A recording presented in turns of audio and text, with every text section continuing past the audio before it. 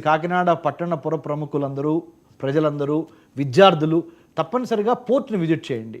Port మన బలం. ఆ పోర్టు మీరు ఎట్లయితే దేవాలయాన్ని, చర్చిని, మసీదుని విజిట్ చేస్తున్నారో ఒక ports are the gateways to the country. నౌకాశ్రయాలు భారతదేశానికి ముఖద్వారాలు.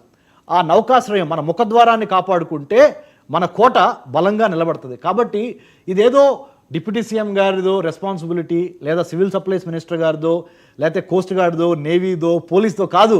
ఇది మనందరి సమస్య.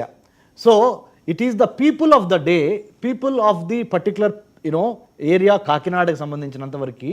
అండ్ మిగతా 974 కిలోమీటర్స్ కోస్ట్ లైన్లో శ్రీకాకుళం నుంచి నెల్లూరు వరకు అసలు దీని మీదే నేను ఒక అవేర్నెస్ తీసుకొద్దామని. ఎంతమందికి తెలుసు అంటే మన ఆంధ్రప్రదేశ్లో మనకి 975 కిలోమీటర్ల సముద్ర తీరం ఉందని, ఆ సముద్ర తీర ప్రాంతాన్ని కాపాడుకోకపోవటం మూలాన ఎటువంటి నష్టాలు ఉన్నాయని ఎంతమందికి తెలుసు?